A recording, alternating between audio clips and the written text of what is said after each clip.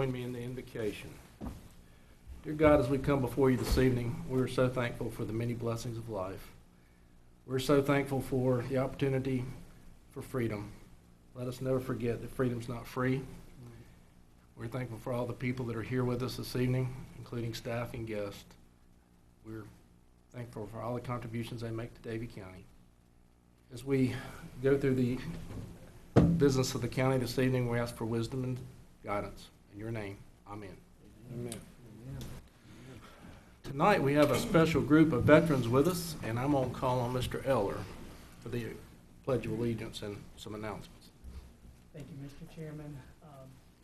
We're so happy to have everyone with us tonight in the crowd, especially our veterans, and we just thank y'all for all you've done for our country and all you continue to do. There's no more fitting way tonight than to ask one of you to come up and lead us in our Pledge of Allegiance tonight. So I'd like to ask Mr. Harold Frank if he would come up and lead us in our Pledge of Allegiance. But while he does, Commissioners, just note Mr. Frank has a 94th birthday coming up, correct, Mr. Frank? Not yet, they said they're working too good. I got a new pair on the way. It's a privilege for me to be here tonight. I think you want me to lead the Pledge of Allegiance. Yes, sir. All you guys stand up and come to attention. Put your hat on, Brian. What's your hat? Have lead arms.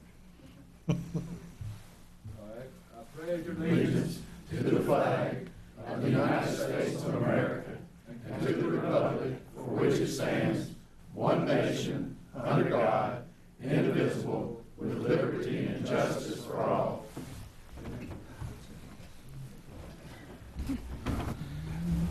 I was in Patton's Third Army, like I got whooped last week on account of it. A woman like a whoop. I know she know what she's talking about. I want to say one thing, but if I can. I went on that flight to New Orleans. That Garrison East, I don't know if I'm pronouncing it right. That was the best trip I ever had in my life. He fed us 3 times a day and took me police escort all over New Orleans, toured that big museum down there, and I enjoyed it tremendous. I'll shut up and listen. All right. Well, we're glad you fellows are able to join us this evening, and I'm thankful for all the veterans. So, anyway, all right. At this time, we'll entertain a motion to adopt the agenda. So moved. Second. Motion and a second. All in favor, raise your hand. Okay, that is approved. All right. Next, we go to the public comment period. All right. We have a couple presentations. The first one is the Veteran Services flagpole at the Senior Center, or at Senior Services. So, Mr. Eller. Yes, Mr. Chairman. Again, we want to thank our veterans who are in the crowd tonight. I'd like to ask Mr. Luther Potts to come up. I'd also like to ask Megan and Kim to come up if they will and join us. Mr. Potts would like to say a few words to you, the board, and also present something to you that's going to impact our senior center. Thank you, Mr. Eller. Thank you, Chairman and board members. I appreciate you allowing us to present this. The Veterans has a meeting the first Thursday in every month out at Sagebrush, and it's a time for us to get together and chew the fat and those kind of things and share war stories and those kind of things. And we got to noticing there wasn't a flagpole at the Senior Center. And Kim in the Senior Center does a great job for the veterans as well as seniors in this county. They do an excellent job out there. And I went to Kim and talked to her, and she said she did not know why there wasn't a flagpole there. I come talk to Mr. Eller. He did not know why there wasn't a flagpole there because there was different commissioners and different county managers at that time. So we took it on as a project to raise some money to put a flagpole out there. Mr. Eller told the veterans if we'd raise $1,500, they'd go from there. So I went back and talked to the veterans at our meeting, and all of them started chipping in and donating, and the DAV gave us a nice hunk of money as well, and we appreciate that.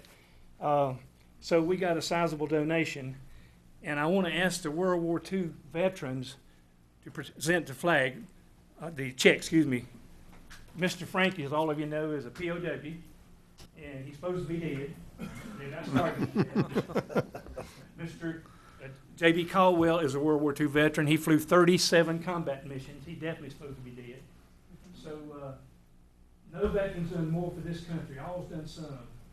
Some paid a terrible price, but no veteran's done more for this country than a World War II veteran. So I'm going to ask the World War II veterans to present this check to the commissioners. $1,734. Yeah. Thank you, Chairman. And, Thank you. I don't know exactly what I'm supposed to do. Well, I tell you what, let's all go up here in the front. How about, is that going, can you make it? Sorry, I didn't even think about that. We're going to come up there, Mr. Frank. Hold on.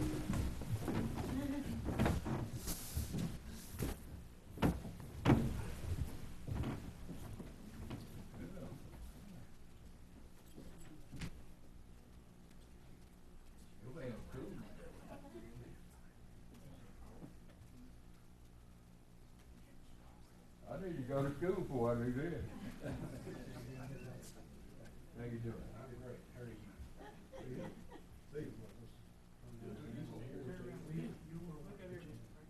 I'd like to say one hold on, I thing. got one more World War II. I'm sorry. Uh-oh.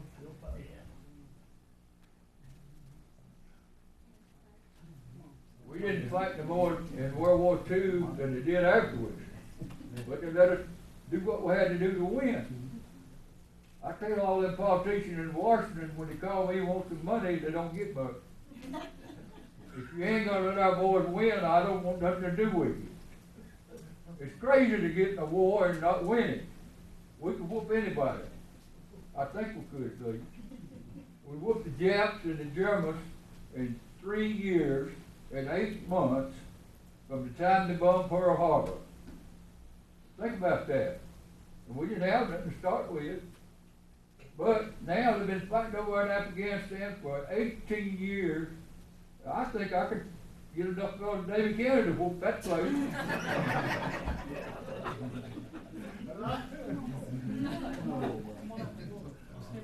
These guys are the ones that done it right here, not me.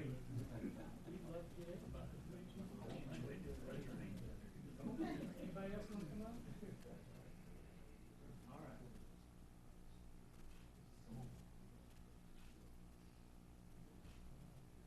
All right, how about we get a picture of all the vets?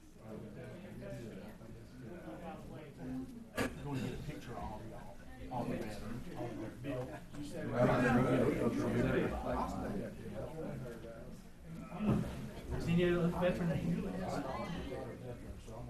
Thank you very much. They can make a picture of all of them.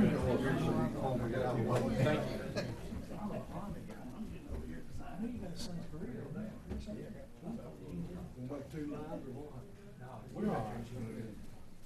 All right, guys, look this way. Let's have a smile. One more. All right. How you come up here?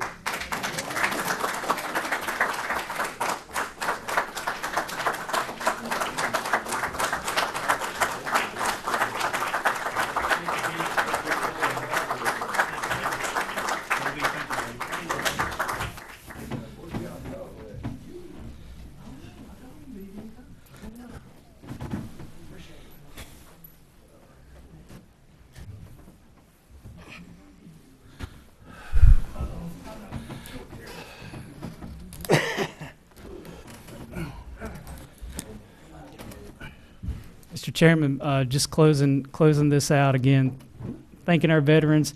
And again, as you heard Mr. Frank and Mr. Potts say, $1,734 they raised at their monthly breakfasts just by passing the hat. So we thank you for your commitment and for seeing a need in the county and for being proactive and trying to find a way to deal with it. And we thank you for your service, gentlemen. Thank you very much. I'm going to go off course here a little bit as a, yes. Whenever you get this on site, you're going to let us know so we have some time to serve on. Absolutely, Mr. Potts. We will indeed work with you on a ceremony and coordinate that with Megan and Kim as well, and our facilities people. Yes. No, by all means. As a point of privilege, I'm going to deviate just a bit. I got something I want to say about seniors while everyone's still here. I'm going to ask Kim Shesky to come up.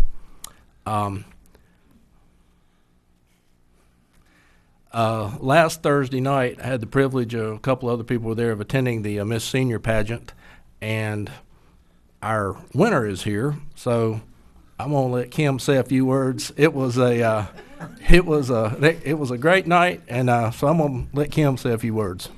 I'm sorry, Ronnie, this was not planned. So every year, this is our third year, we have had the Miss Senior Davie County pageant. This year, we were very privileged to have 8 wonderful women to compete for that title. And our winner is Ronnie Barney. And Ronnie is probably the most humble of all of the people that ran. She went in it saying, this is not what I want to do, and I don't have a chance at this, and I don't even know why I'm here. And we practically had to drag her. But she was a great sport, and she really stepped outside of her comfort zone. And that's really what the pageant is about. It's about empowering our senior ladies. It's about finding some inner strength. It's about recognizing all the talents of the senior women. And there's just no one who could do that better than Ronnie Barney. So thank you so much, Ronnie, for running, and we congratulate you.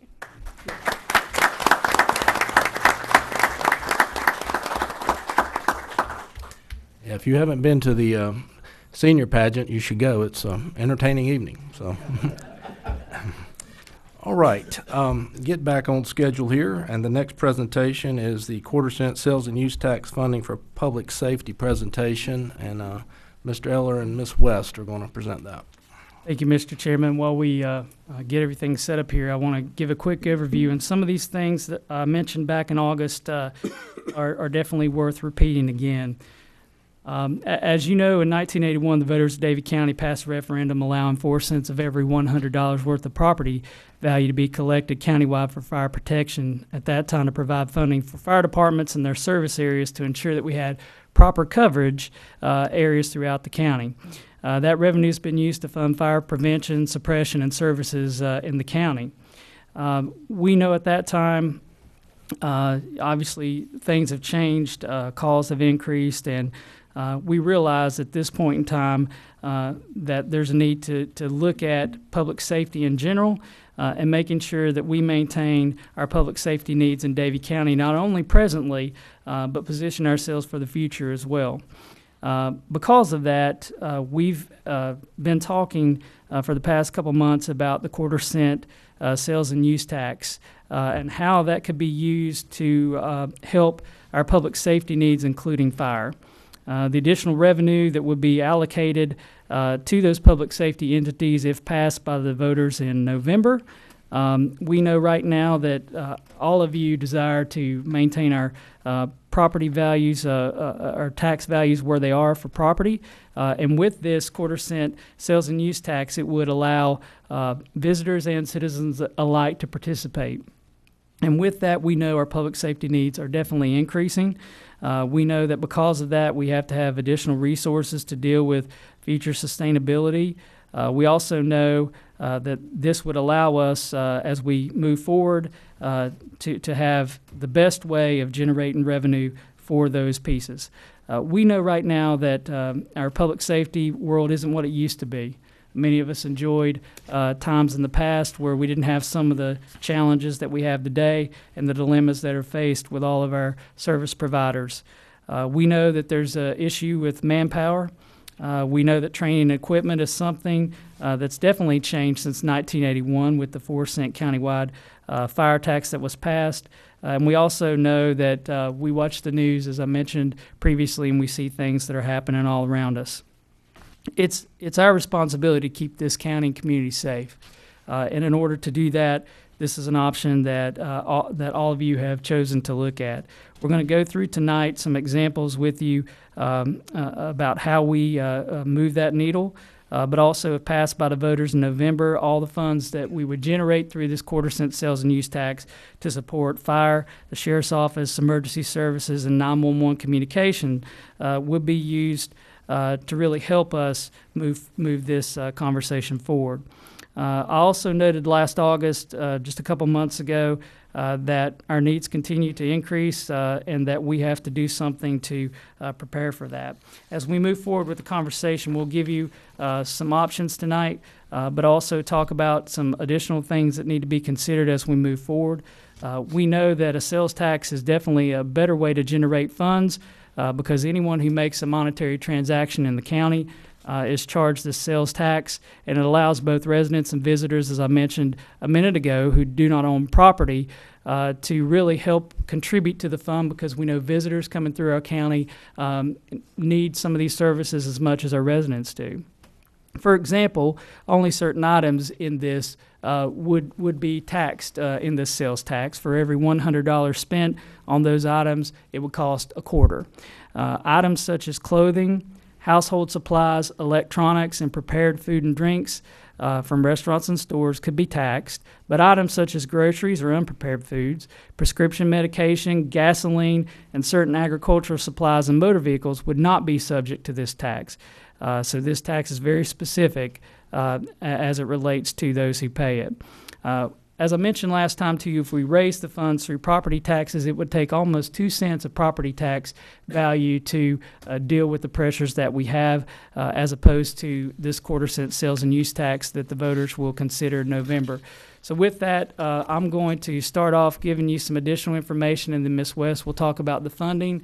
But we wanted to make sure that tonight you were well educated and informed, as well as the public, as we move forward.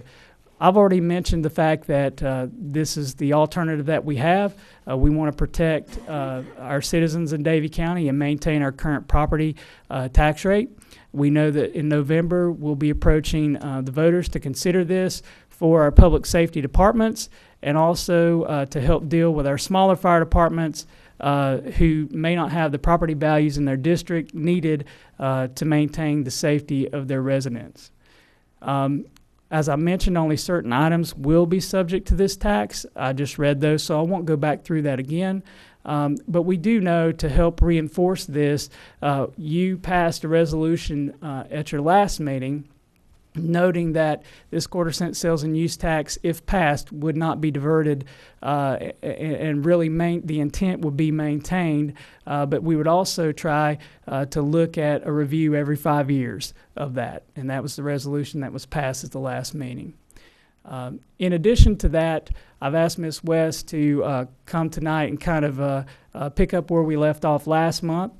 We left you with a range of options, and from that, 2 options exist, and we'll talk about those shortly. But I wanted her to run through what those funding scenarios look like and how the formula was calculated. So, Ms. West?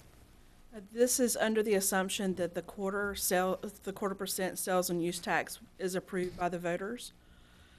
This scenario is also based on actual collections, and it was based on estimates.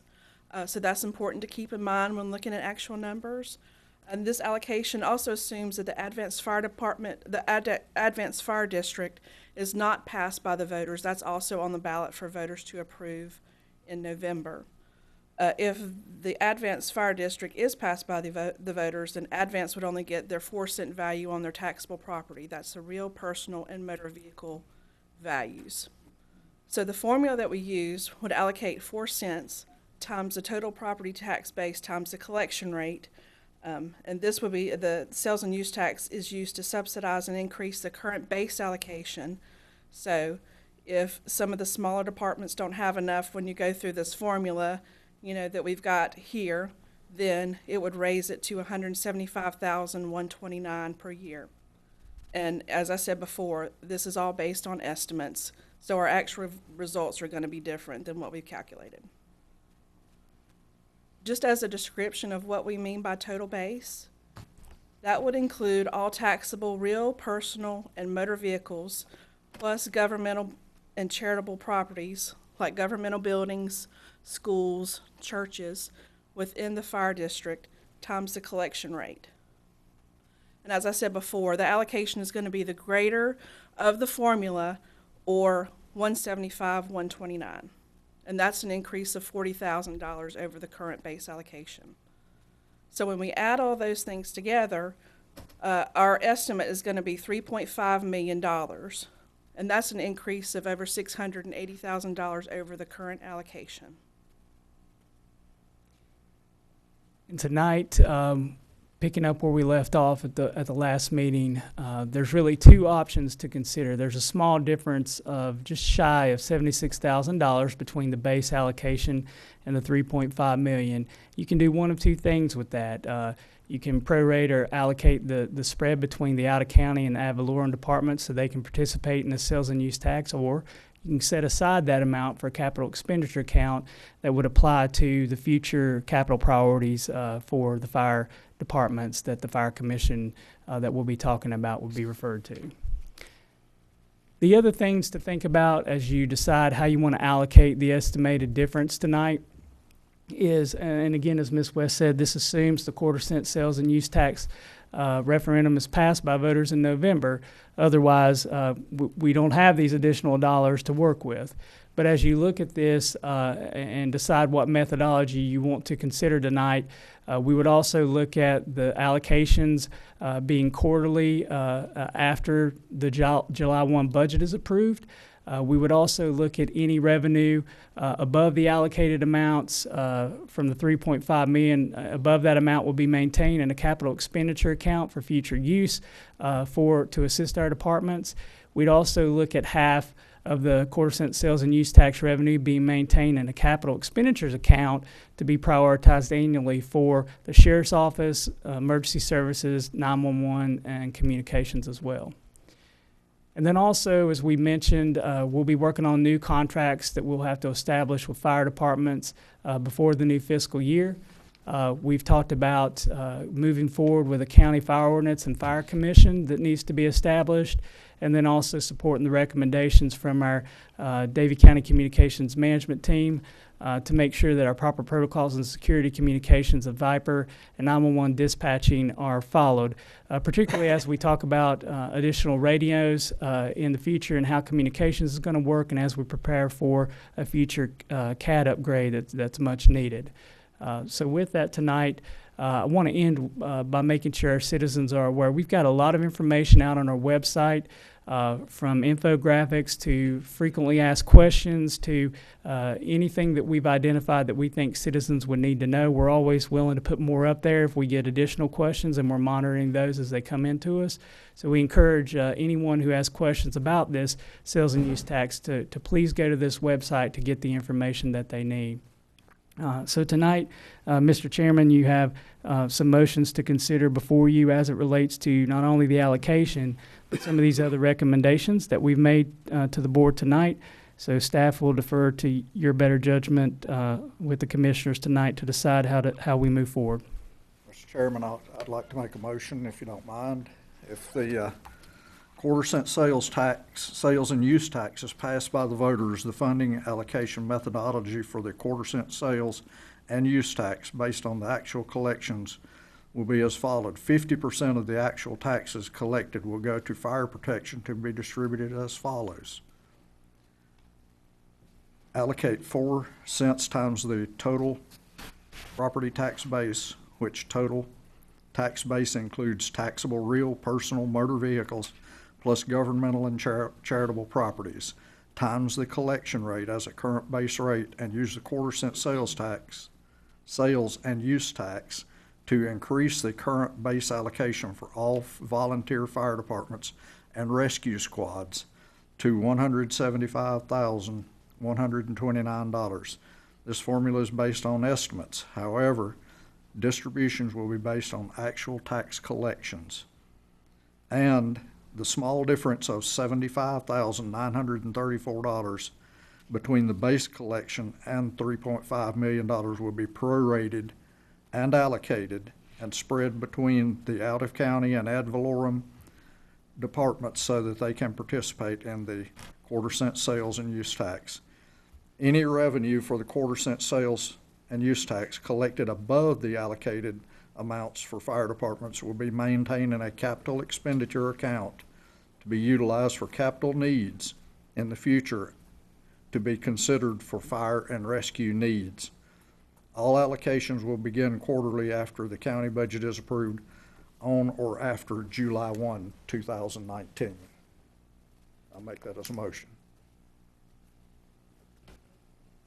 Okay, I'll second it. motion and a second. All right, let's discuss this. So you're making the motion to allocate the 76,000 thereabouts to the out-of-county plus the ones that get the ad valorem tax. Yes. Mr. Chairman, we need to do something tonight. I think the staff has, the resolutions that they've come to are good. And you may be going to speak to this, but I prefer, though I'll support what we come to tonight, I prefer the CapEx allocation.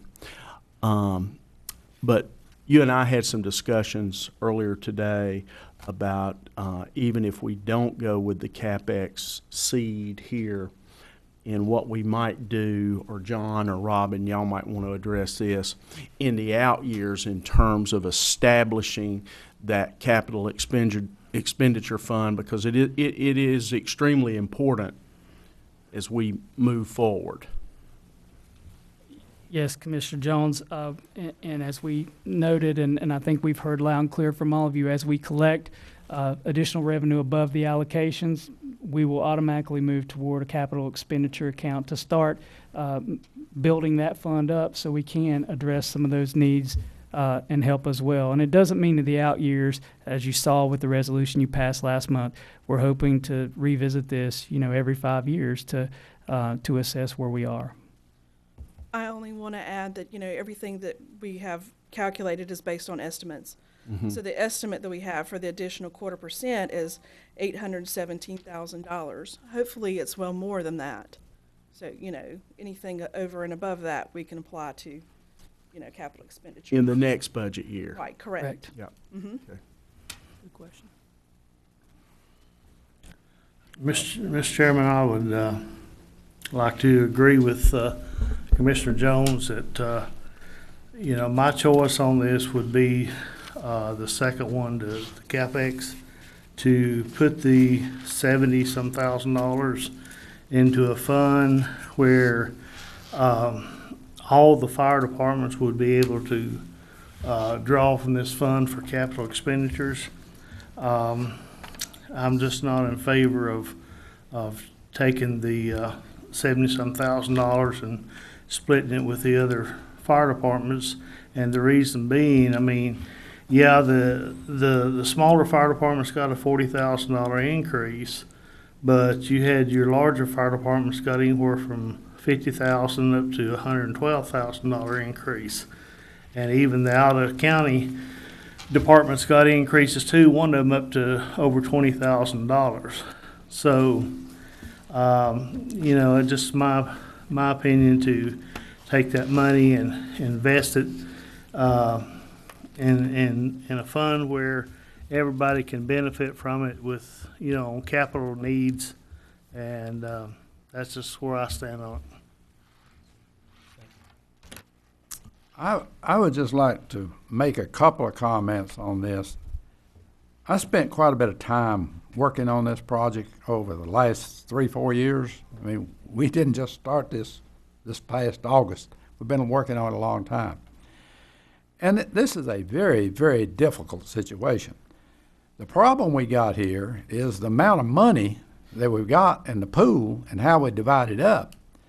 And in order to get these what I refer to as smaller, they're just as important as any other fire departments, but the ones who do not have a lot of property value in their district, in order to get them some money and then be fair to the rest of the county fire departments, we just don't have enough money to go around. And this $3.5 million we're talking about,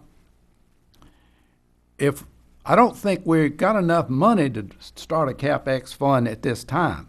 Now, I fully believe we'll have money in the years coming, because I think the sales tax is going to be more than we have projected it. And I think our property tax will go up in the years ahead. But the problem is, I think, right now, in order to be fair to everyone and try to get everybody some of this sales tax money, it's important that we look at spreading that $75,000 out to the, I guess we call them the three or larger fire departments, plus the out of counties. The out of counties are protecting the same amount of property per se as the ones in county. So we can't, I don't think we can slight those people, personally. Mr. Poindexter, do you have any comments?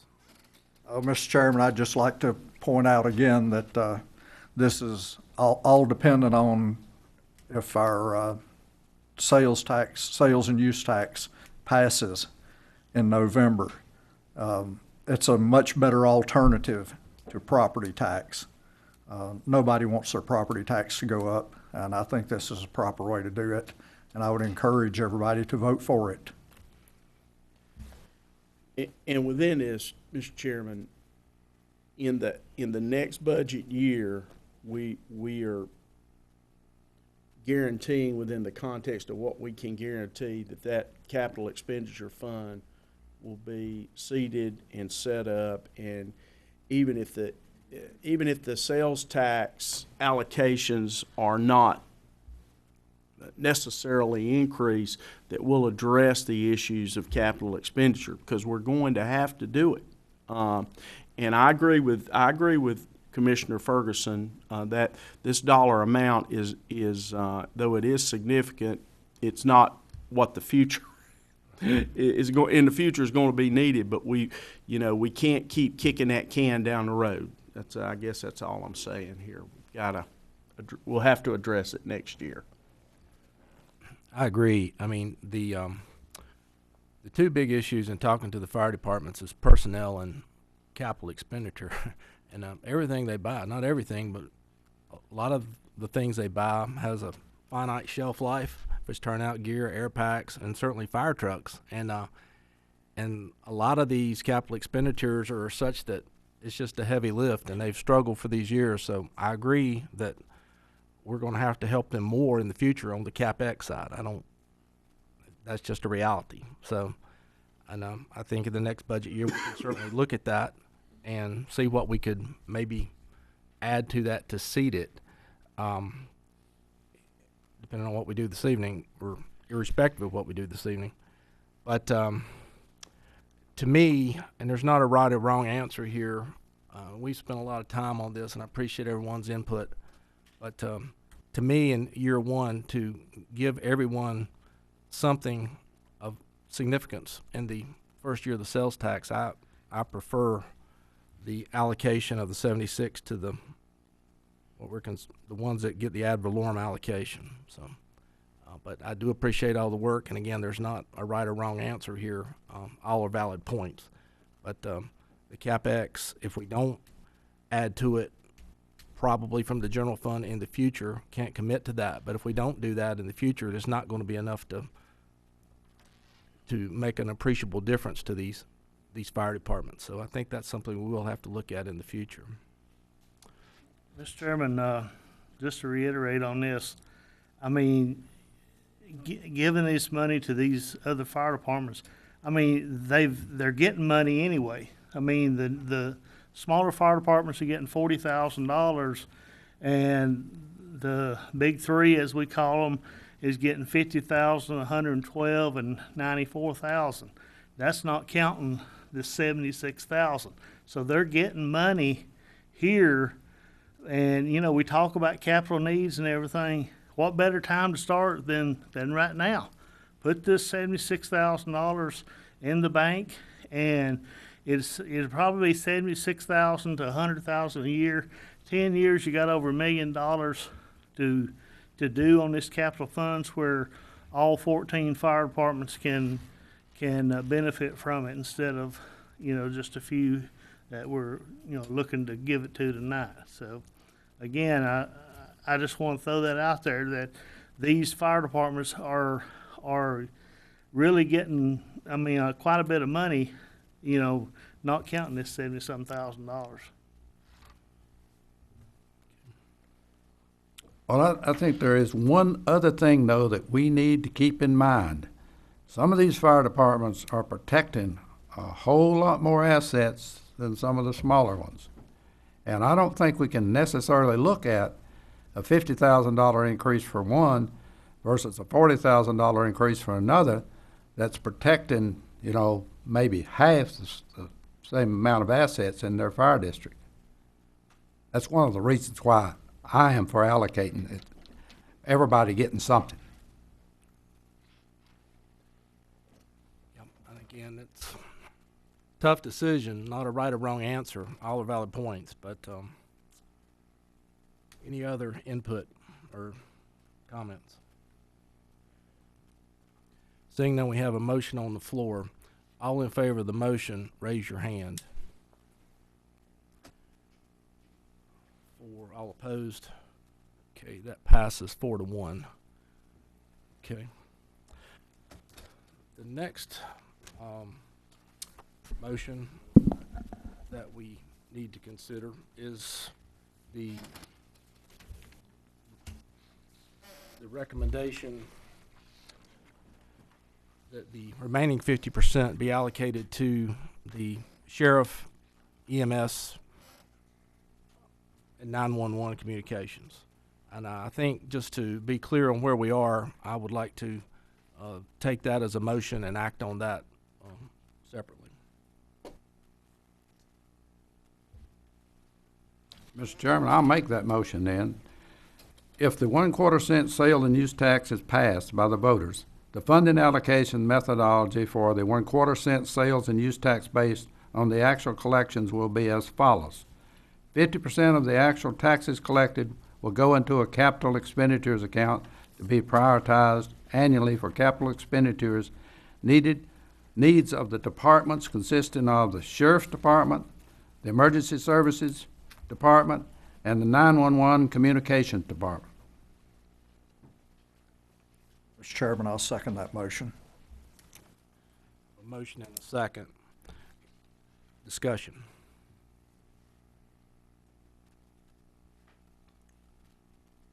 I think most of this is somewhat understood, but for the record, I wanted to be clear that that's where the second 50% of the sales tax, if successful, would go. So, again, public safety is a broad spectrum, but EMS, sheriff, and 911, they have some needs as well. So I think this is a good plan to allocate 50% to those units. Do we know how that 50% is gonna be split? Is it 3 equal ways, or? Well, I'll let Mr. Eller speak to that. Thank you. That's a good question, Commissioner Wise Carver. The sheriff, 911 communications, and emergency services will meet annually to prioritize needs among all their departments, capital needs, and that team, in conjunction with us, will every year decide based on the revenue that we get what the priority needs are that year. They may decide to share that money for collective need. They may decide that one department has a higher need one year than the other, but all three of those departments have agreed on that process and feel like that could work very well.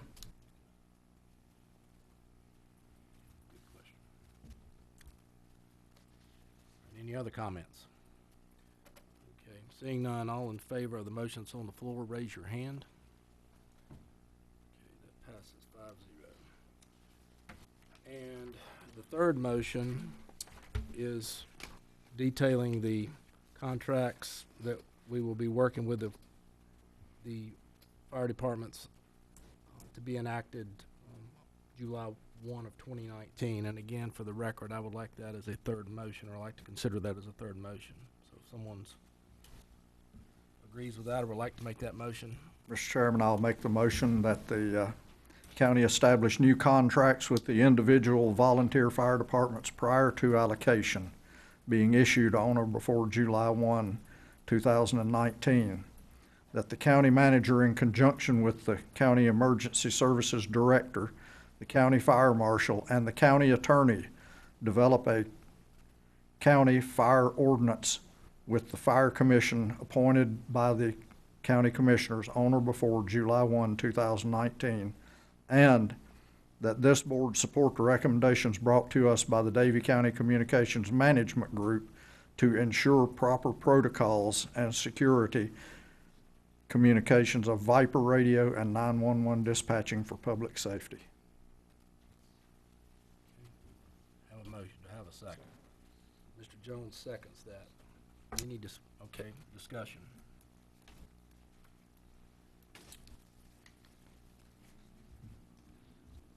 All right, I think these are all very sound recommendations, and but I do think it's proper to have that as a motion, which we have. So, seeing no further discussion, all in favor of the motion, raise your hand. That passes 5-0.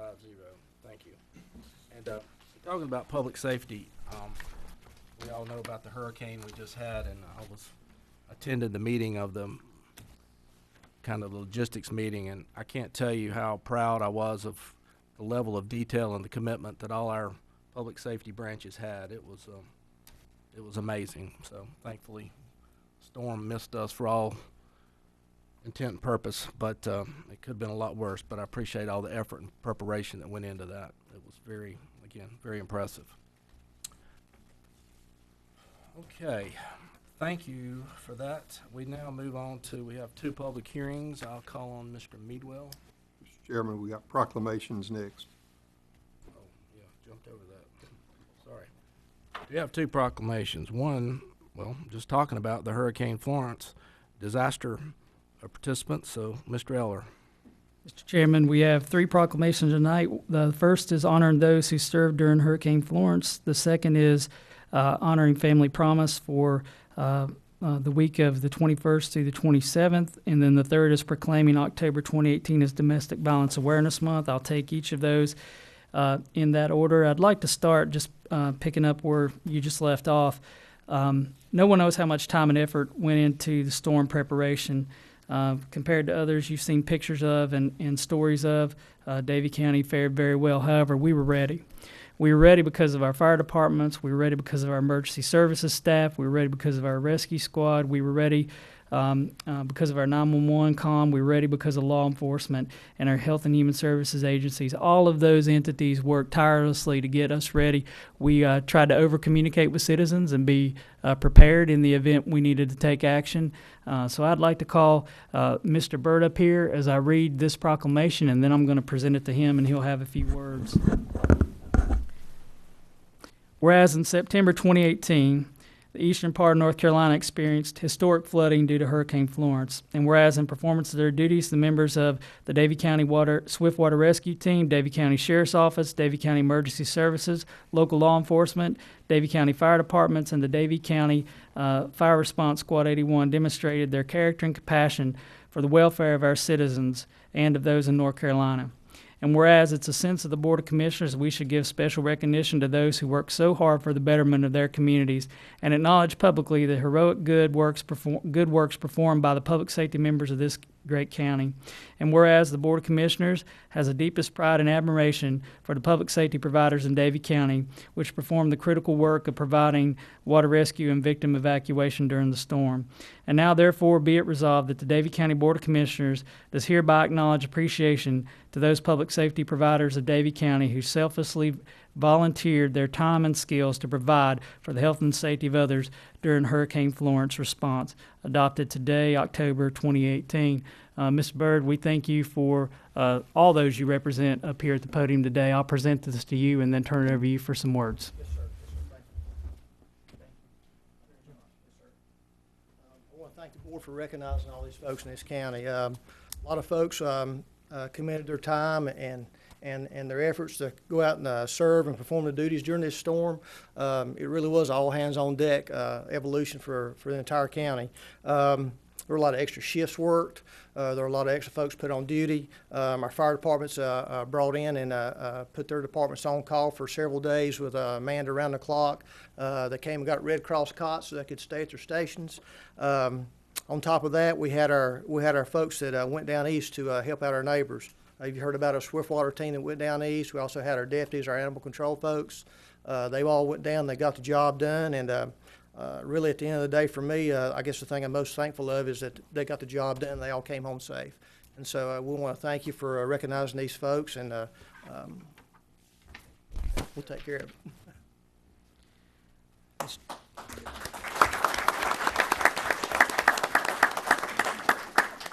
Mr. Chairman, our second proclamation is to honor Family Promise. In September 2017, Family Promise of Davie County began operations dedicated to helping the most vulnerable among us, the children and families who are temporarily homeless. And whereas Family Promise supports numerous congregations of our area's faith community, which provides the facilities to house and feed guest families, thereby making a real difference in the lives of their neighbors in need. And whereas believing that every child deserves a home, Family Promise of Davie County, its more than 1,000 volunteers, empower families in making their transition from homelessness to sustainable independence. And whereas over the past year, Family Promise of Davie County has graduated 7 families into secure, affordable housing with a success rate of 78%. Now, therefore, the Davie County Board of Commissioners do hereby proclaim the week of October 21st through 27th as Family Promise Week in Davie County, and by doing so, urges all citizens to recognize and raise awareness of the issues of homeless children and families in our community. Stamped this day, October 1st, 2008. I don't know, I think Lisa's here tonight. Lisa, there you are. Come on up. This is Lisa Foster. We just want to thank them for the work they do in partnership with our faith-based communities and helping our families in Davie County. So, Lisa, thank you. I just wanted to say thank you all for supporting us in our first year. We celebrated our 1-year anniversary in September of serving families in this community, and it's been really awesome seeing 25 different churches in our community work together to make sure that kids have a safe place to go. So thank you guys. Thank you, Lisa. Mr. Chairman, our last proclamation tonight is making sure that the month of October is declared as Domestic Violence Awareness Month. And I'll read that. Whereas domestic violence is a pattern of control in an intimate relationship where one person uses coercion and violence to gain power and control over his or her partner, and whereas victims of domestic violence can be of any age, race, religion, or economic status, and whereas too often the victims of domestic violence have lifelong repercussions from the emotional and physical trauma of experiencing or witnessing domestic violence, and whereas Domestic Violence Awareness Month in October provides us with a special opportunity to advance our efforts to prevent and end domestic violence and to assist all victims of it, and whereas one person can make a huge difference in the life of a child or an adult victim of domestic violence, helping them find safety and making them more resilient to the effects of domestic violence, and whereas volunteers supplement the work of county domestic violence staff and are often that one person who make a difference in the lives of those seeking services and victims seeking support. And whereas we can all do one thing to help end domestic violence and the harm that it causes, and now because of that, therefore, be it resolved, the Davie County Board of Commissioners hereby proclaims the month of October 2018 as Domestic Violence Awareness Month in Davie County. And I'll ask our Health and Human Services Director, Suzanne Wright, to come and accept this on behalf of Domestic Violence and Rape Crisis.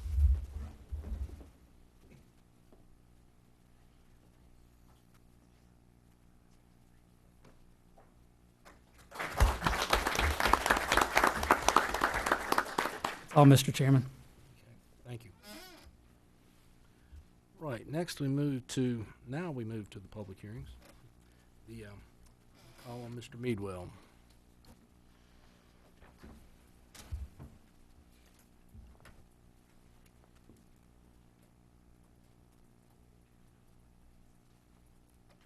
Thank you, Mr. Chairman. Before you tonight, you have zoning map amendment 03-18. This is a request by Jeffrey L. Cook to rezone 4.1 acres from residential 20 and residential agricultural RA to highway business. The subject property is located north of 2090 U.S. Highway 61 North across from Allen Road, and the property is further described as Davie County Tax Parcel G386. Included in your package is a zoning map which shows the area. Much of the area to the west and to the south is either zoned highway business and or residential mixed and or industrial. The town of Moxville does have a large industrial area just south of that, as well as the county has additional industrial zoning to the north of said property. Also, in your package are aerial photographs of the site. The site is currently vacant and is encompassed by trees right now. The Davie County Land Use Plan identifies the area as to be industrial on our future land use. We do identify this as a primary growth area on the Davie County Growth Plan. The proposed zoning, highway business, is established principally for retail operations that are located along the roadways throughout the county. Public water does seem to be available for the site. Transportation, U.S. Highway 601 is a 12-foot, 20-lane major arterial road with an average traffic count of 6,900 vehicles per day. The issues to consider, this comes to the board as a general use rezoning. So the board would need to consider all those uses that are allowed within that highway business zoning district. Other things that the board should consider, the property's potential as a commercial use, the property's potential continues as a residential use, its property's location along a major arterial, and as always with any type of development, any rezoning of the property and any development would still need to go through our technical review committee just to ensure that it does comply with all of our other requirements, development requirements by the ordinance. The planning board did hear this at its August 28th meeting and did vote unanimously to approve the zoning map amendment. That recommendation is in your package as well. Board action tonight. You should either one, move that the following statement be adopted in support of a motion to approve that the amendment promotes the public health, safety, and general welfare, is consistent with all applicable adopted plans, and considers the action to be reasonable and in the public interest. The said approval furthers the goals, objectives, actions, and policies of the land development plan and growth enhancement strategy because it's in harmony with the surrounding area and uses, and it fits within the county's future land use plans as it is designated industrial on those land use maps. To move that the following statement be adopted in support for a motion to deny that you find that it is not consistent. And then you would just need to state those reasons as to why, or three, defer that for additional consideration. Notice was given for this meeting tonight. Property was posted. Notices mailed to each of those surrounding property owners, as well as public notice in the Davie Enterprise. I'll be more than glad to answer any questions that the board may have of me. Mr. Chairman, I have one question I wanted to ask. I see where it's at the edge of Moxville's jurisdiction. That's the edge of their ETJ, not their town limit. That is correct. Their ETJ, yes, sir. Yes, sir. The town has, if you recall, I guess just north of there, they have a satellite annexation. So it may be sporadic through there, but their boundary, city limit proper boundary is south of that.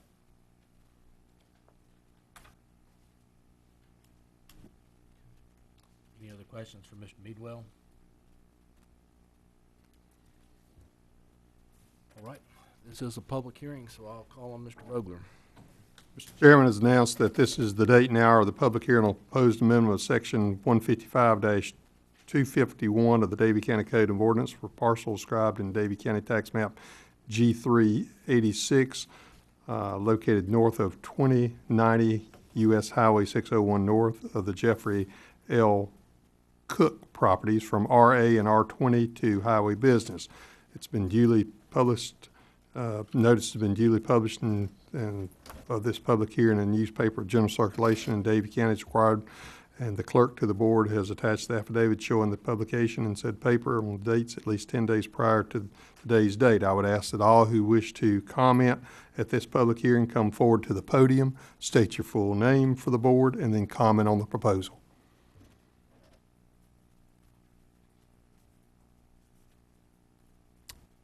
Mr. Chairman, seeing no one come to the podium to comment, I would now turn the public hearing back over to you as board chair, closing the public comment section of this public hearing, providing the board the opportunity to discuss among yourselves what, if any, action you wish to take with regards to this matter. All right, at this time, we will declare the public hearing closed. Any thoughts, comments, or motion to act on this request? Motion to approve. Second. Motion to approve, have a second. Any further discussion? Seeing none, all in favor of approving the rezoning as presented, raise your hand. That is approved 5-0. Okay. Have a second public hearing on the solar farm matter. Mr. Meadwell. Thank you, Mr. Chairman. Before you tonight, you have zoning map amendment 04-18. This is a request to rezone 54.36 acre tract of land from residential agricultural to special purpose SP. Subject property is located at or near 757 Baltimore Road and is further described as Davie County tax parcel F711.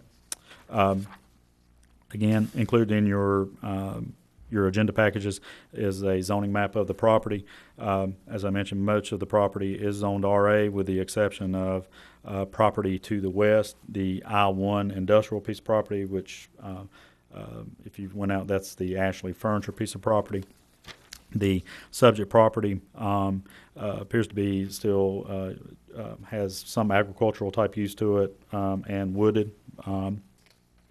The Davie County Land Development Plan identifies this area as a residential mixed use, and it's listed as a secondary growth area on the Davie County Growth Plan. The original zoning was established in 1973, but the proposed zoning, the special purpose district, is established to accommodate those uses that may have a greater than average impact on those surrounding type uses. As I mentioned in the Davie County Land Development Plan, the area is located in an area designated as residential mixed use. The predominant land use should be residential single-family development, as well as other type uses that are not incompatible with those residential uses. So, access. If the board recalls, when we created the special purpose district, we actually set standards for that district, that there was a minimum lot size of 25 acres. There's a minimum, lot width, setbacks, access had to be to, a state maintained road. There's a requirement that any application for a special purpose district the applicant had to conduct a community meeting, which this applicant did in February of 2017, and I think in your packages, the comments or the results of that meeting are on page 81 of your agenda package, if you'd like to see those. So, as I mentioned, issues to consider. This comes to the board as a general use rezoning. So the board would need to consider not any one particular use, but all the uses that may be allowed within that district. The planning board did hear this at its August 28th meeting and did vote unanimously to approve. Board action. The board should take one of the following actions. One, move that the following statement be adopted in support of a motion to approve that the amendment promotes the public health, safety, and general welfare is consistent with all applicable adopted plans and considers the action to be reasonable in the public interest. The said approval furthers the goals, objectives, and actions, policies of the land development plan and growth enhancement strategy because it's in harmony with the surrounding uses and fits within the county's future land use plans as it integrates with the land uses fabrics by limiting, rural areas to generally accepted uses that protects the character and quality of the county's environment, reducing land use incompatibilities, and ensuring adequate public facilities.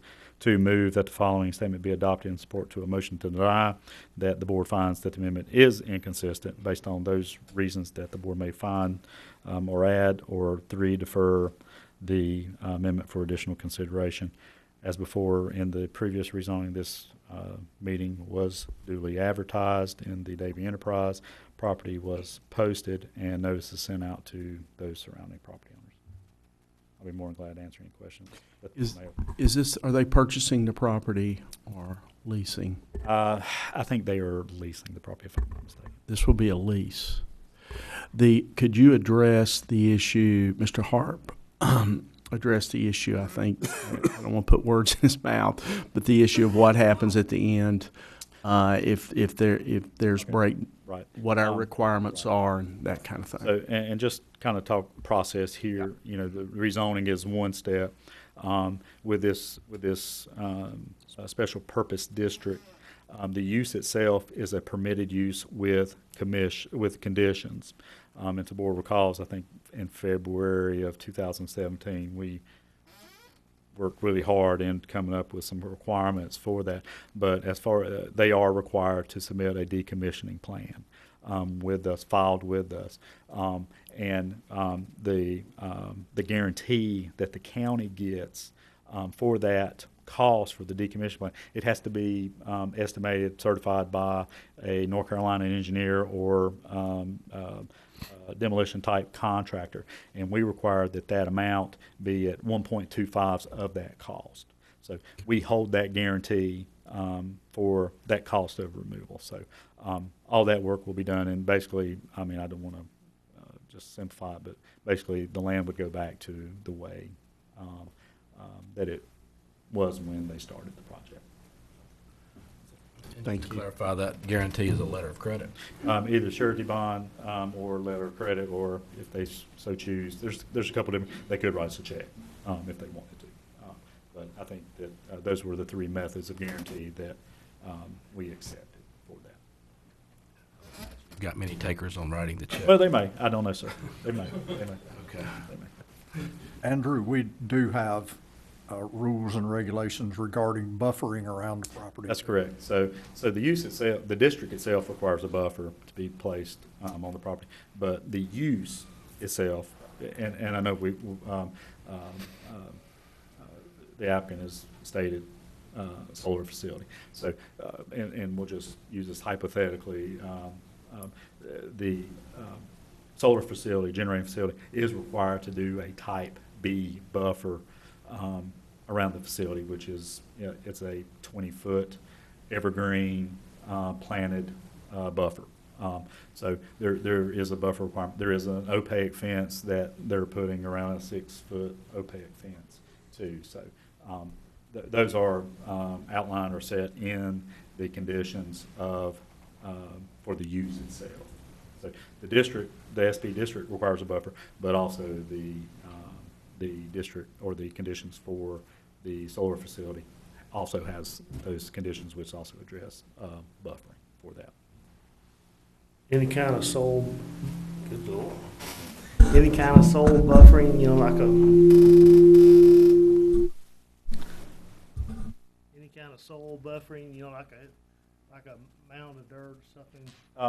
They could. I mean, that is one of the options in a type B type buffer. They could do one vegetation is probably the most common option. There is an option for a wall, but they could also do a berm.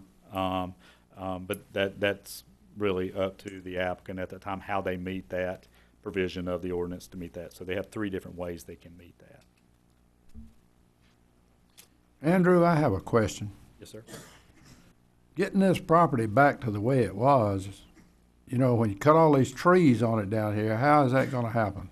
Well, I think really it's the grading, because and I think that depending on what type of agreement that they have with the property owner, I've seen some of those agreements where they do go back and establish the property back in forestry. So I think that the way the intent of the decommissioning plan is that if they do terracing or anything like that, that they grade it back, get it sowed, get it back to as close as possible. I don't think they're going to go back and count every tree. Well, I'm sure there's some way of solving the problem, but if that is, there's quite a few trees on the back of that piece of property, and it'll be hard to replace those, I would think.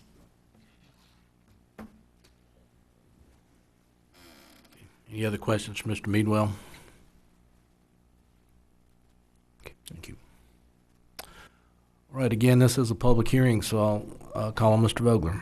The chair has announced this is the day and hour of the public hearing on the proposed amendment to section 155-251 of the Davie County Code of Ordinance for the parcel described in Davie County Tax Map F7, located at 757 Baltimore Road, from RA to Special Use SP. There has been due publication and notice of the public hearing in the newspaper with the general circulation in Davie County is required by law, and the clerk to the board has attached the affidavit showing publication in said paper as to, on a date at least 10 days prior to today's date. I would ask that all who wish to comment at this public hearing come forward to the podium, state your full name for the board, and then comment on the proposal.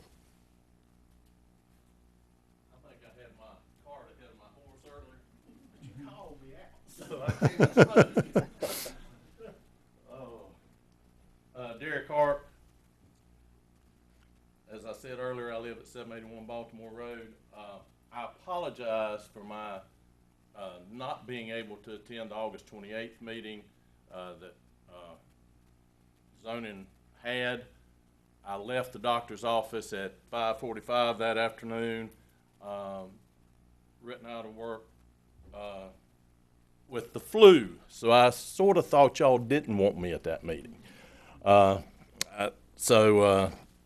Well, actually, I'd been diagnosed a few days earlier, and it was still hanging around. So I'm sorry I didn't make your meeting the 28th to speak to that. Today, you can go out on my property and look across, and the way the topography runs there, a guess is about a 6 foot, where I mentioned the half moon of trees, that drops down. I look just right at ground level pretty much when I'm standing at my property line to where the bean field starts then. So that drop down, but the site proposal, and I'm assuming that's what's on this plat, and I don't claim to be an engineer or a draftsman to read all of this, but the temporary parking was going to come to the 25 foot of the property line, clear everything. The way I read it, looked at it, everything would be cleared to my property line. Then the 25 foot setback that you require, or the county requires, I see a fence. I heard him mention another type buffer, and Commissioner Wisecarver mentioned another type of buffer. Where would that buffer be in conjunction to that 25 foot setback? Yeah, please. And I think that this is kind of the issue that we're talking about here. What Mr. Harp is referring to and what the applicant has provided is a site-specific or a site plan.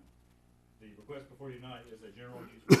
The things that you are considering are, is it appropriate to rezone the property from its current condition to the requested district? You really can't make comments on what may happen or may not happen.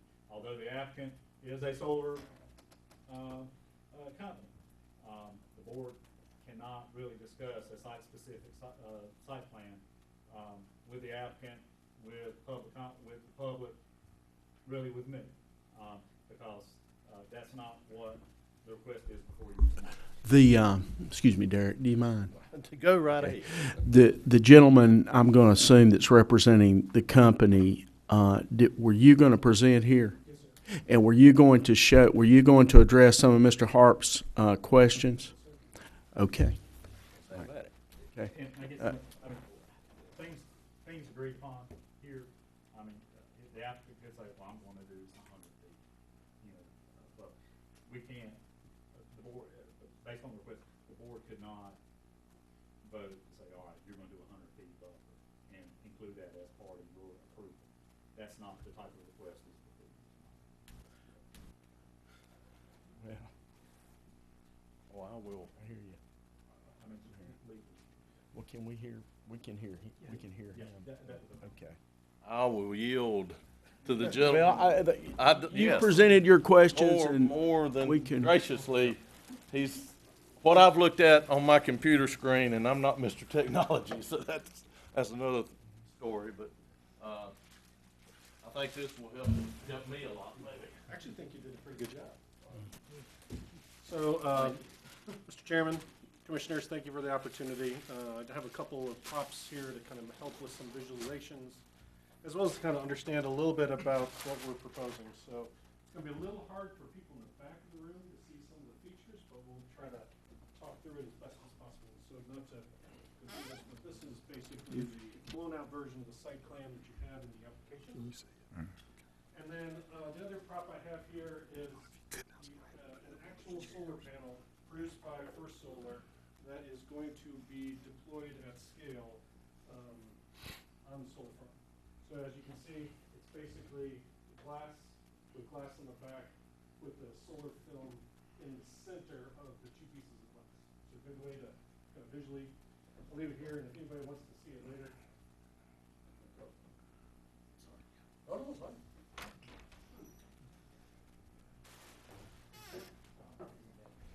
So before I start, I believe the rules of the road was my name and basically where I'm from. So my name is Jonathan Burke. I am the president of development for Gringo Energy US. We're based in Charlotte, and my home of record is also in Charlotte. We are a US based entity of a European headquartered company where we're basically partnering with an infrastructure fund to bring European capital dollars from Europe into the United States to deploy in North Carolina. This is one of approximately 37 projects that we're developing across the state. We have dealings with approximately 24 different authorities having jurisdiction, and this is an honor tonight to come. I know most of the veterans left here, but actually I'm a veteran. I paid for college with the U.S. Army ROTC scholarship, and so actually served in 3rd Army as the gentleman who was mentioning Patton's Army. Now, I was in a think tank. He was on the battlefield, totally different kind of experience. And so I think in general, it's interesting kind of the shared commonalities that are here. So today I'm going to talk to you about our proposal. We're proposing a 5 megawatt, and what that means is 5,000 watts, which if you kind of get to the point, actually, no, that's 5 million watts. And so that's effectively 36 acres of solar panels that are going to be introduced. The property is, as stated, is north of 54 acres, and so we're about 70% penetration of the solar of the land here, of which majority of our property that's being proposed is trying to site with the least amount of impact. Now, there's 2 reasons for that. One is generally good nature, in the sense we don't want to interrupt things that are there, and the second is its cost. And so as a commercial facility, this is not a nonprofit facility. We're looking to ensure that we have the highest, best quality at the least cost. And so that's part of that. And so typically people ask me, well, John, how much does this cost? Well, approximately $7 million is what one 5 megawatt solar farm would cost today. And effectively in this county, where we've already permitted one, and we have one more later. And so we'll have nearly $20+ million that we're proposing to invest in Davie County over the course of the next 2 years. Now that's subject to the interconnection speed of Duke Energy, because we have to tie to the grid, but effectively that's there. Now my background, I have a undergraduate from Tulane University in mechanical engineering. I have a master's degree in engineering management from Missouri Science and Technology, and I have an MBA from Rice University in Houston, Texas. So I am a true financial nerd in that sense. So I'm happy to answer questions of the macroeconomic kind. I'm happy to answer questions of the health and safety on the engineering side, and whatever questions, whether it be here or in response to the public, I'm happy to address those. Now today we're asking for permission to change the zoning from residential agricultural to special purpose. And in order for us to do that, that would allow us to effectively move forward with developing this to finer details, and then coming back to a building permit for approval with the county. And a part of that was a dialogue to ensure that we had the right kind of site plan initially. So we've had multiple data points with the community to date, and we have a more recent one that we need to factor in. So what we heard today was Mr. Harp was concerned about the view shed, if you just kind of break it down, of where it is there. And in the original designer's review, they didn't necessarily see that tree line as a help. It actually, for a designer and from an engineering perspective, it will create shade on the solar panels. So what we've told Mr. Harper is that we're going to do the best we can to just limit the amount of actual cutting of those trees in that half moon. And we're going to slide our proposed temporary parking to the east, so into the open clearing. And that way, he can kind of keep that buffer, and we have plenty of room. Right now, between his home, the closest point is his home, and the solar panels, it's approximately 270 feet. And so there's a little under a football field distance between where the panels will be sited on this plan versus where his home sits. And so in between that, we have the opaque fence that we talked about earlier today, which creates a visual screen. We also have that tree line that's there, and we've also talked to him about if for some reason we can't accommodate lowering those cutting, is actually putting trees on his property of which he would control. And so that would be our actually third alternative here. Now, we don't lease his property. So that would obviously mean his buy-in and his approval, and it just happened too quickly for this. So this came up, I believe, on Friday. I think the first conversation with my team happened on yesterday, and so today we've done our best to create a map to address this. We sent a text snapshot of what that snapshot area looks like, and when it comes down to it, it's just a function of making sure we follow through. And we have, just so you're aware, I'm committed to make sure that we are good neighbors. And one of the things that you should be aware of is that while we are proposing $7 million, what we're proposing is effectively enhanced property tax base without any future encumbrances of shared resources. So what does that mean? I think the first 30 minutes of today's conversation was related to how to allocate shared resources, right? Effectively. And so what we have here is the solar farm is basically going to be new property tax base that is going to be deployed that actually doesn't require any new teachers, any new roads, any new fire, and the like. And so what we have found is a great attribute that we bring to the rural communities of North Carolina is optionality when it comes down to property tax. And that's one of the things that we really feel strongly about these little 5 megawatt projects is there's literally no trade-offs. And so part of that package, you'll see that we've actually performed through a independent expert, Kirkland Appraisals, in a property tax or property appraisal assessment. And in that, he does a match pair analysis. And that match pair analysis effectively says one thing, that transaction history and the fear of loss of property value is actually not supported by actual transactions. So I think that's the big takeaway from that is in your seat adjudicating public decision-making, you have to look at the trade-offs. And effectively what we're saying is that there is not a materially negative adverse impact to the property values in adjacent properties. So that's the first one. The other one is health and safety. We talked a little bit about it, and in fact, if you look at these first solar panels, one of the strengths of our industry coming out of this hurricane was the fact that most, if not 80% of the solar farms are out east, which were subject to the impacts of the storm. And most of those solar farms actually didn't have any damage at all, even though the wind speeds were almost approaching 100 miles per hour at the height in which the panels are set. That's fantastic.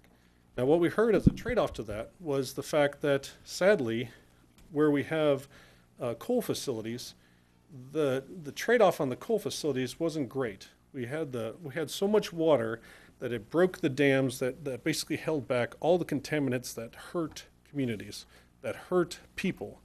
And that was a trade-off.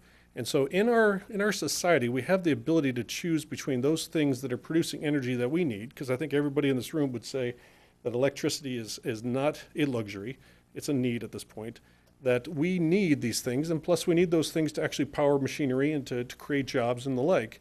We need to choose the type of resources we use and do so in a way that factors in all of the ancillary impacts. And so from a health and safety side, that's a macroeconomic kind of view. The micro side is we are actually, we have less traffic than a subdivision would have. In fact, that whole acreage has less traffic than actually one home has in the long run. Now we have to build it, so we'll have 300, 400 jobs that will come in, actually went to the doctor's office this morning because I'm close to pneumonia on this. So I'm trying to, if you hear me kind of take a deep breath, it's not because I'm trying to do anything. It's just the fact that I have literally been kind of put on orders to kind of watch how much I do. But nonetheless, I want to make sure that you guys know that the health and safety that we have here is one in which we've factored in from the start throughout the process. And it started with the landowner engagement. What does the landowner see as the future of their land? How do they want to treat this land, and whether or not it fits within their legacy? Because if you look at it, that what we're basically doing is converting their property into passive income, of which they then have the ability to make better choices. They have their cash flow from that, and it's more stable cash flow. Because in all truth, when there are issues associated with weather patterns or droughts and whatnot, a drought is actually better for us because we produce more energy, right? So if you look at it, oftentimes when you're trying to diversify your own portfolio, you try to pick things that are not affiliated with one another, because if something happens, you don't want your whole portfolio to go down. That's effectively what solar farms are to the North Carolina community. Now, on the economic side, we are literally 50% of the wholesale cost coming out of the Catawba nuclear power facility. I want you to take that moment, right? Because oftentimes there's misinformation, also spread by Duke, that we are expensive. That is not the case. We take the avoided cost of power, which means Duke sets the price for the power that we actually get to put on the grid. And that is set by their lowest cost of generating the next megawatt hour. So take a step back. We're getting paid at what Duke would say is their cheapest form of energy. Long story short. So that is important. The other thing is that looking at this is glass on glass, and it has a degradation rate of 0.5% per year. And what that means is that in 30 years, this asset will be north of 80% as efficient as it was in 2019 when it's constructed. Hopefully, maybe 2020.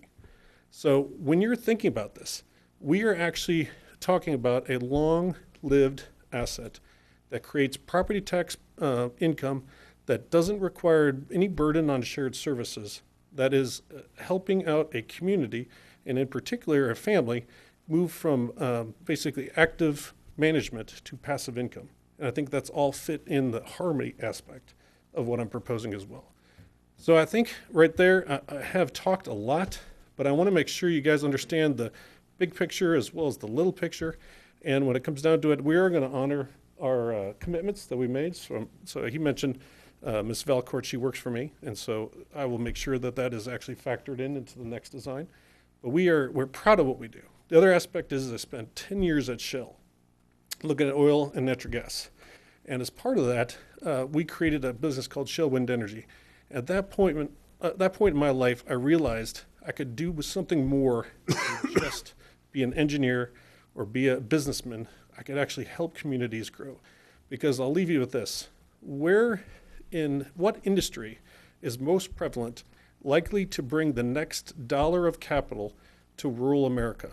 Now, you guys have been blessed, but not everybody's as blessed as this community. And that next dollar typically comes from renewable sources like us, trying to fit within the community's interest, within the community's rules, of which our application actually satisfies, but also in a way that is symbiotic to the communities in which we participate. So with this, while this may be the first time you and I meet, my hope is that we will have plenty of conversations over the next 30 years on how we can be good neighbors and what we can do to participate in this community. So I'll stop there with that and open up to questions. And Mr. Chairman, if you want me, I can answer any questions from the public as well.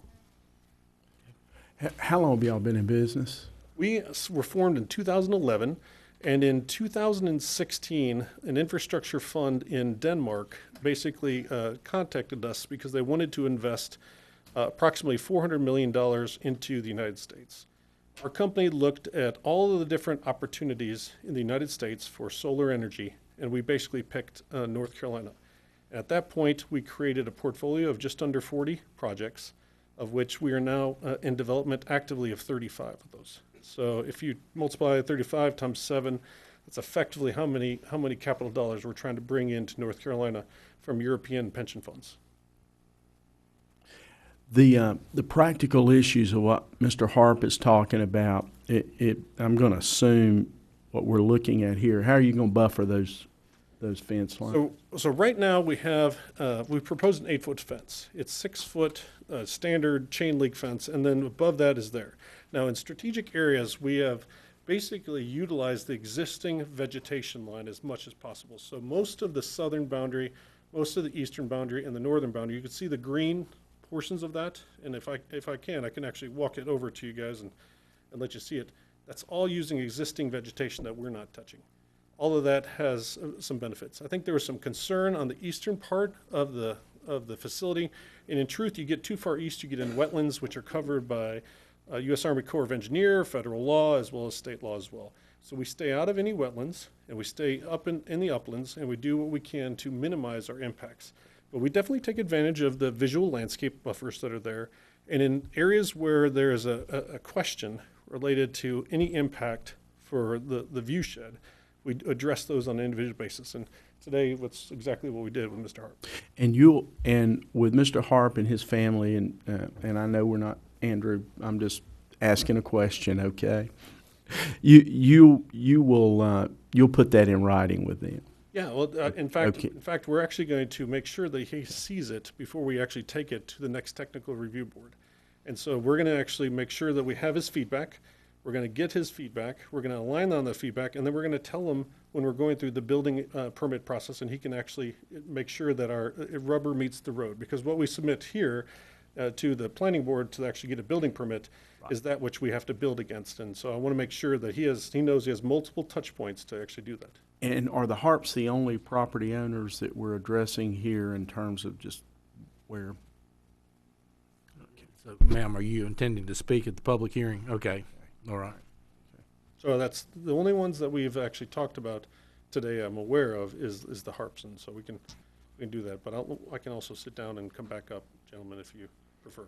Okay. No, they may have other questions. The other sites you said you have, are they owned or leased also? So the first project that we permitted through you, we actually are in the process of purchasing that land. In fact, we're going to be the landowners of that property.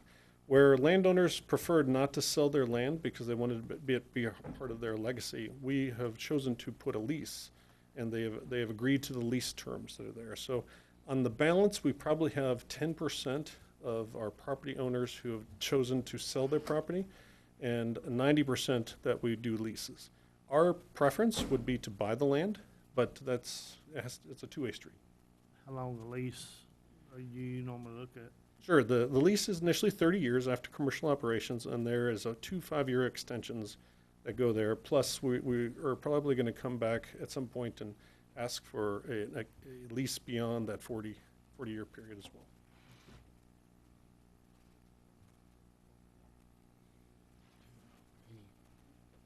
Any more questions for this presenter? Gentlemen, thank you. Thank you. And I can come back at any time. Just let me know.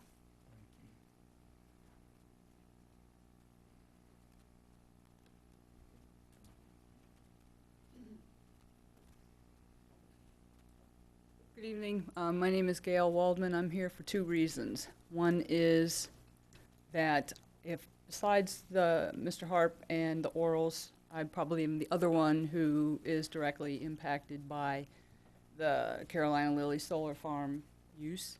And second, I'm here to actually advocate and support Mr. Oral's question to use the property and be granted his special permit or permit use. If I stand in my driveway right now and I look left, I see Ashley Furniture. And if I turn around in my driveway and look behind me, I will be looking at Carolina Lily Solar Farm. 2 things. One is I believe they are going to be the quieter neighbor. And secondly, right now, my driveway that bisects the property is the only access to getting back to that property. So that said, I think that it is going to be economically reasonable and advantageous to allow this special permit. And secondly, that it would be environmentally responsible use of this property. And I would suggest and recommend and encourage this board to allow that special use permit to be granted. And that's all I have to say. Thank you. Thank you.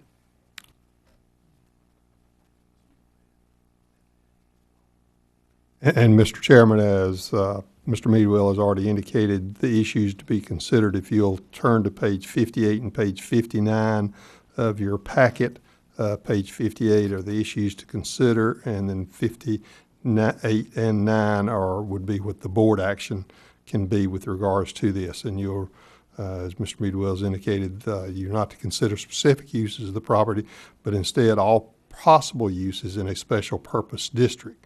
And then he has listed 6 different things as far as considerations and your recommendations one way or the other.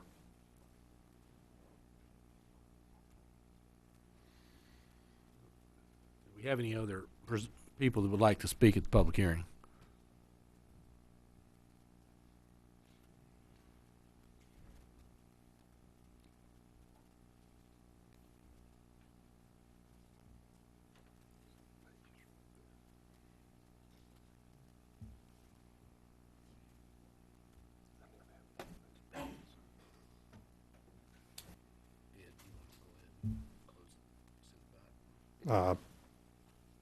Yes.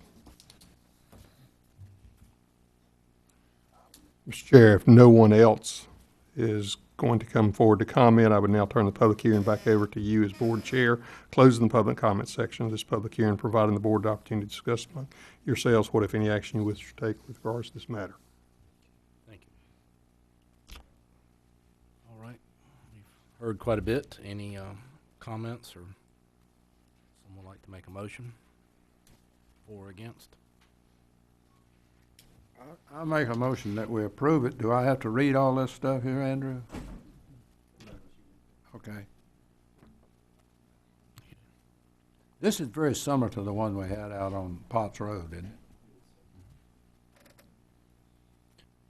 Motion to have a second. Second. Second. Any further discussion?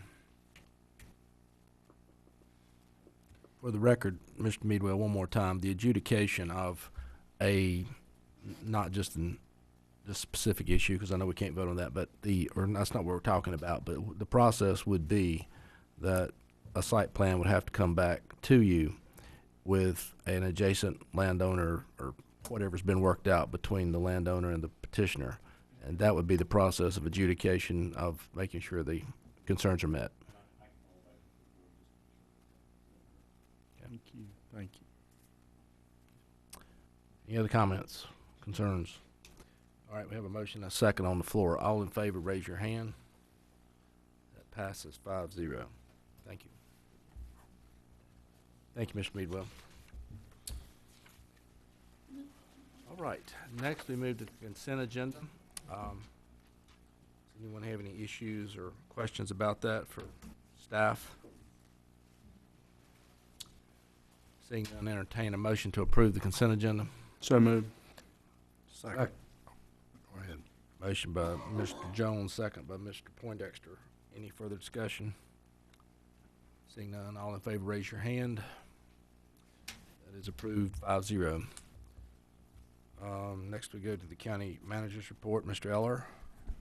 Mr. Chairman, I'll be brief. Just a few highlights here. Wanted again to thank all those entities we identified in our proclamations tonight for all they do for Davie County. Also, as we said earlier, thank you to our veterans and what they do for us, and the great work that our Health and Human Services folks do to support our veterans as well. And looking forward to working with them on this flagpole project. I want to commend the board. Throughout the past few weeks and months, we really have talked a lot about our public safety needs and preparing for the future. And all 5 of you have really done that with integrity. and really in a democratic way. I think we've looked at every opinion, looked at all angles. We all always don't agree to, we agree to disagree sometimes and don't always agree, but I appreciate the way that all of you chipped in and gave time to this and really thought through it in a very utmost way. So thank you for what you do and for this county. I know sometimes the five of you don't get thanked enough, and I will thank you for the work that you do, because I know sometimes hard decisions have to be made.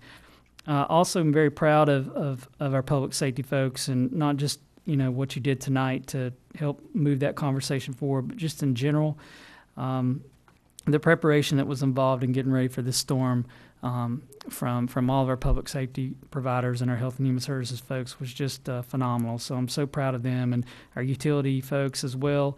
It was an all hands on deck conversation. I'm very proud of our staff.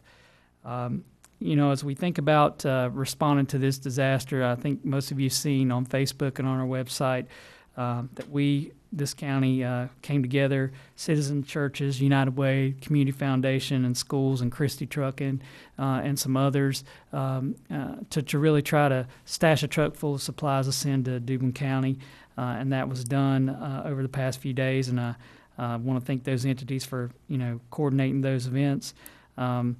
Ms. Barney, congratulations to you again. I had a great time at that contest. Every year the pageant's just a great thing. I thank Kim and her staff for all they do to coordinate that. All of you had a great time. I'll never think of I Got You, Babe, the same after seeing you perform that night. I also like to thank Dr. Hartness on his recent appointment as the new Davie Community College president, and the transition that will be occurring there as we think about that. And then also Jane McAllister on her retirement as our library director. Jane has done so much not only for our Humane Society, but our library as well. I think we have a great library in this county, and we'll be working on a smooth transition between now and December. And the last two things are our leadership development for department heads. We continue with that professional development together. Every month we are moving that needle forward, and then also continue to work with our class and compensation study with human resources. So more to come on those things to keep us competitive and trained and where we need to be as your staff in Davie County. So and thanks for letting me be along for the journey.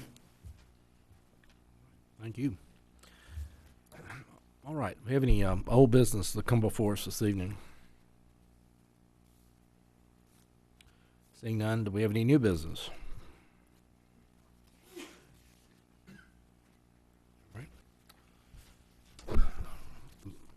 All right, the next item we have on the agenda is a closed session, and I have to read all this, so bear with me. At this time, we'll entertain a motion to go into closed session pursuant to General Statute 143-318-11A4 to discuss matters relating to the location or expansion of industries or other businesses in the area served by the public body, including agreement on a tentative list of economic development incentives that may be offered by the public body in negotiations. Would someone like to make that motion? Since you read it, I'll make the motion. Okay. I have a motion. Do we have a second? Second. Second. All in favor of going into closed session, raise your hand. Okay, we are in closed session. We will be back after we finish closed session. Thank you very much. We are back in open session, and we appreciate the four of you sticking around. I don't. The time is getting late. We can dispense with commissioners' comments, or we can have them. Whatever is the pleasure of the board. I think we can save them till next month. Okay, we will dispense with commissioners' comments, and I heard Mr. Jones or someone over there. Somebody made a motion to adjourn. Was it Mark? Second over here. All right. We have a motion and a second to adjourn. All in favor? We are adjourned. Thank you very much.